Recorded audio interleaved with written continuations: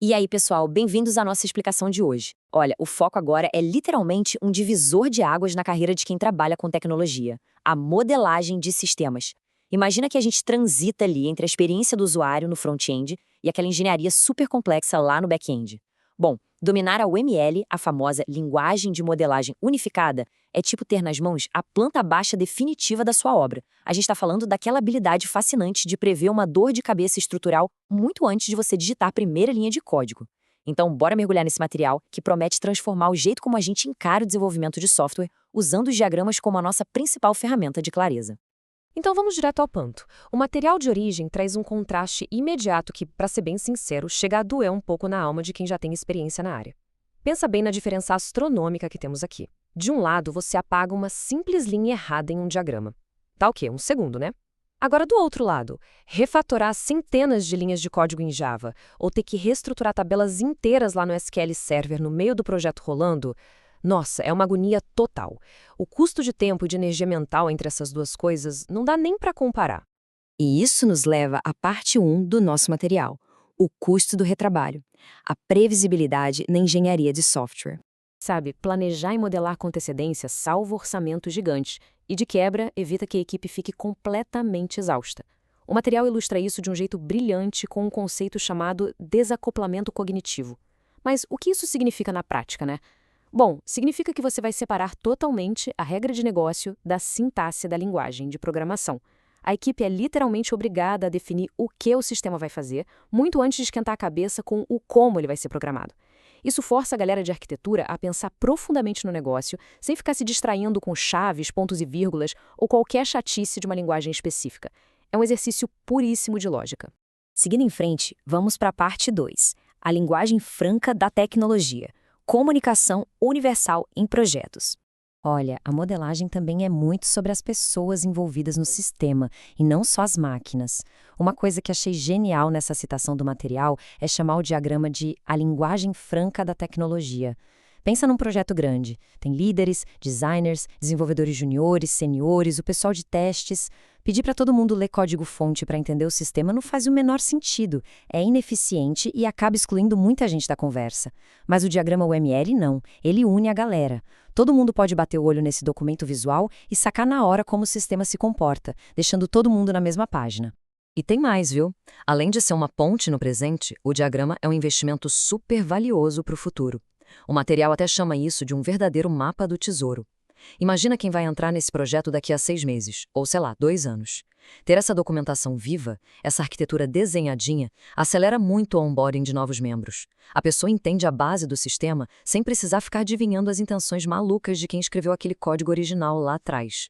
Agora vamos entrar na parte 3. Os tipos de diagramas. O passo a passo. E aqui a gente já cai no passo 1. Para criar diagramas que realmente funcionam, a dica de ouro é: não tenta enfiar todas as ideias do projeto num único desenho gigantesco e caótico. A UML tem toda uma taxonomia riquíssima para isso. A gente divide basicamente em diagramas estruturais e comportamentais. Por exemplo, o diagrama de classes mostra a parte estática, tipo os objetos e os atributos deles.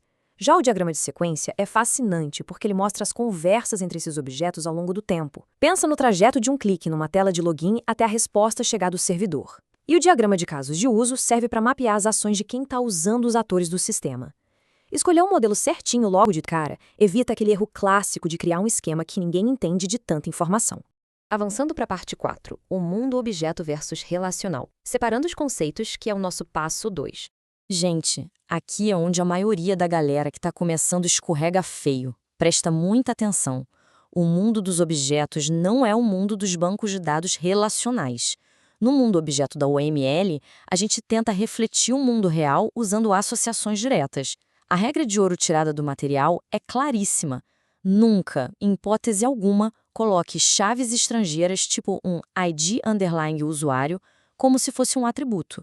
Isso pertence única e exclusivamente ao mundo relacional, naqueles famosos diagramas MER ou DER, onde tabelas e chaves primárias estrangeiras fazem todo sentido. Misturar essas duas coisas é a receita perfeita para criar uma arquitetura toda engessada e um código que é um verdadeiro pesadelo para dar manutenção. Chegamos na parte 5, classes ricas e herança inteligente, propósito e reutilização. Aqui cobrimos os passos 3 e 4.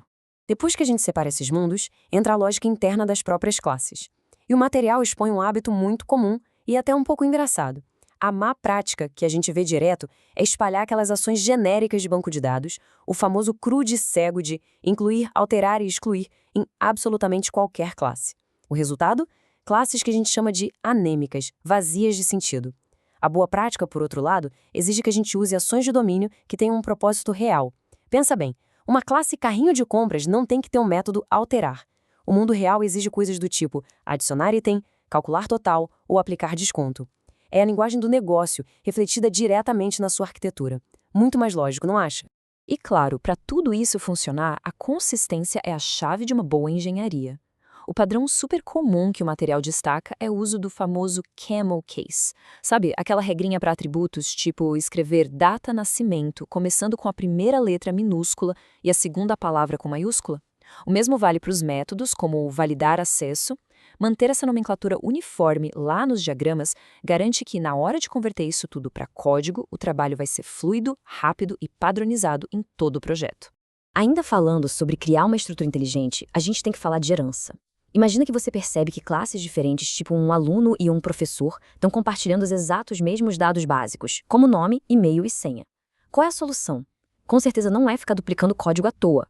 A estratégia visual aqui é extrair esses atributos compartilhados e jogar tudo para uma única superclasse, que no exemplo do material é chamada de usuário. Só de fazer isso, você já limpa aquela poluição visual do diagrama na hora e, de quebra, ganha um código super enxuto e altamente reutilizável. Indo para a nossa parte 6, a estética da clareza. Legibilidade visual. Esse é o nosso passo 5. Gente, a experiência de leitura de um diagrama é tão crítica quanto a usabilidade de um aplicativo para o cliente final. E a regra inquebrável para manter essa estética é claríssima: 90 graus. Linhas ortogonais sempre. Se você começar a usar linhas diagonais ou ficar fazendo curva solta em diagrama de arquitetura, olha, rapidinho você cria um verdadeiro pesadelo visual que mais parece um prato de espaguete. Aí ninguém mais entende como o fluxo de dados funciona de verdade. Para resumir essas diretrizes estéticas finais que o material nos traz, existem 3 regrinhas que são absolutamente vitais. Primeiro de tudo, evite cruzamentos de linhas a qualquer custo, fica confuso demais. Segundo, organize as caixinhas das classes de um jeito lógico para que o olho de quem lê flua naturalmente pelo documento. E o terceiro ponto, naquelas heranças que a gente discutiu agora há pouco, as setas devem apontar sempre de baixo para cima, ou seja, da classe filha para a classe pai. Seguir essas regras garante que a arquitetura do seu sistema fique brilhantemente clara para qualquer pessoa da equipe. E, para encerrar, a nossa explicação de hoje, baseada nesse guia fantástico, fica uma provocação final para a gente refletir. Depois de ver essa diferença brutal na clareza do projeto, na economia de tempo e principalmente na prevenção de erros estruturais que custam muito caro, me diz uma coisa: o próximo grande projeto que a equipe for construir vai começar com todo mundo digitando código às cegas ou a arquitetura vai vir primeiro? Porque dominar esses diagramas não é só fazer um desenho técnico bonito, é assumir o controle total sobre o destino do seu software antes mesmo dele nascer.